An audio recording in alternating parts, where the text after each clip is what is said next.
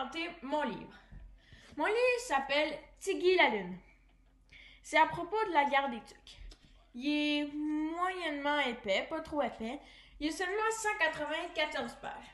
J'ai moyennement aimé le livre parce que c'était le fun, mais des fois ça parlait de la vie de Tiggy la Lune, mais des fois à propos de la guerre des Tucs.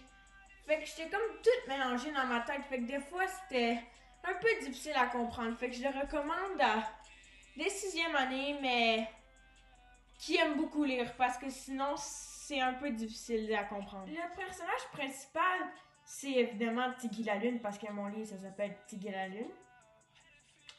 Puis les personnages secondaires, il y a José, la femme de Tiggy, Océane, la fille de Tiggy, puis Samuel, le petit garçon de Tiggy. Lui, il est très calme, il est aimant de la nature, il aime la nature, là, ça n'a pas de bon sens, il aime les animaux, les petits écureuils, là, coucou, comment ça va, lui, il aime vraiment beaucoup la nature.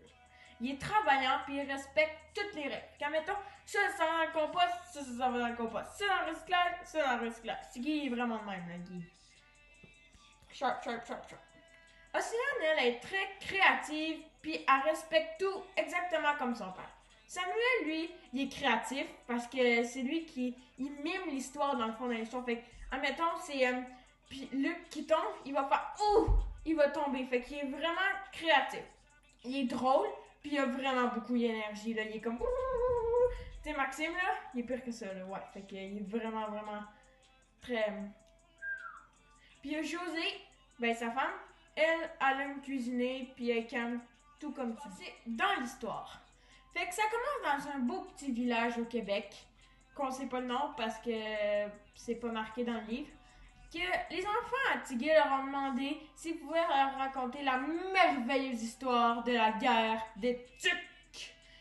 C'est avec plaisir que Tiggy leur a raconté la merveilleuse histoire. Après les cours, pour la semaine de Noël, la classe de Luc voulait faire une gigantesque bataille de neige, mais François et Pierre ne voulaient pas trop. Luc n'avait pas dit son dernier mot. Oh non, il tenait vraiment à faire cette guerre de boules de neige, je te le dis. Donc ils sont allés attaquer la bande à François et Pierre, que la guerre est déclenchée. Pierre et François sont allés construire le gigantesque château fort. Les de guerre, c'est très bien passé. Pas de blessés, Pierre et François ont encore leur fort. Tout va super bien. La bande à Pierre avait entendu dire que la bande à Luc allait faire des boules de glace. Ouh, ça leur a fait vraiment mal. Mais finalement, ils ont pas fait parce qu'ils se sont dit, ben non, ça va faire ben trop mal. Mais l'équipe à François, eux autres, ils savaient pas ça. Fait qu'ils ont dit, on va faire des balles de ciment. Mais eux non plus, ils n'ont pas fait ça parce qu'ils se sont dit, eux aussi, de leur côté, non, ça va faire trop mal. Fait qu'ils ont décidé de remplir les boules de neige plein de peinture. Lorsque la deuxième journée a été terminée, les manteaux de la gang à Luc étaient remplis de peinture à cause des balles. Oh, les jumeaux n'étaient pas contents. Oh non. À mon avis, la troisième journée, c'est la pire. Parce que là, dans la guerre, la gang à Luc a volé le fort à la gang à François. Fait que là, les deux gangs ne se parlent plus parce que les deux sont frus. Parce que la gang à Luc, leurs manteaux sont pleins de peinture puis tout dégueulasse. Puis la bande à François, eux, ils ont perdu leur château fort puis ils sont vraiment tristes. Mais là, Tiggy, lui, il aimait pas ça que ses amis se parlent plus, puis ils chicanent tout le temps, puis là, c'était comme la vraie guerre, là. Fait que là, il a décidé de faire un faux piège comme une trappe à ours. Il l'a mis dans la neige, il a mis un bâton, fait que là, ça l'a fait slap! Puis là, il a fait à son nom de pleurer, fait que là, les deux gangs se sont venus réunir pour voir s'il était correct. Mais dans le fond, il était bien parfait. Fait que là, la gang, ils ont dit, ben, c'est pareil pas une raison pour pas faire la guerre, mais on va redevenir amis. Fait qu'ils se sont parlé, puis tout a été correct. Fait que Tiggy, dans le fond, il a juste amélioré la situation. Donc, ils ont pareil continué la guerre, mais entre amis. Mais malheureusement, la petite chienne de Pierre, Cléo, se retrouvait en dessous du château fort lorsqu'il s'est tout écroulé. Donc, malheureusement, elle est morte. C'est juste un petit résumé du livre.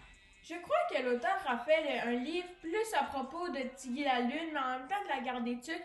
Parce que Tiggy, dans les films, puis dans le vrai livre de la Guerre des Tucs, il est comme pas rejet, mais il est un peu comme laissé à part. Fait que je pense que c'est pour ça que l'auteur a décidé de faire un livre à propos de lui. Je me demande pourquoi l'auteur, quand genre, a changé de l'histoire de la Guerre des Tucs à la vie à Tiggy, quand elle marche pas comme revenons à la vie de Tiggy ou quelque chose de même, ou bien elle met comme, attends, ça parle de la Guerre des Tucs, puis là, elle met une ligne, puis là, ça continue de parler de la vie à Tiggy, comme, ça serait un peu plus simple, parce que là, des fois, genre, ça change, puis c'est vraiment compliqué. Merci de m'avoir écouté, ça, c'était ma présentation top 5, j'espère que je vais avoir une merveilleuse note. Bonne quarantaine à Madame Soltani, j'espère qu'on va se revoir avant la fin de l'année. Bye bye, merci!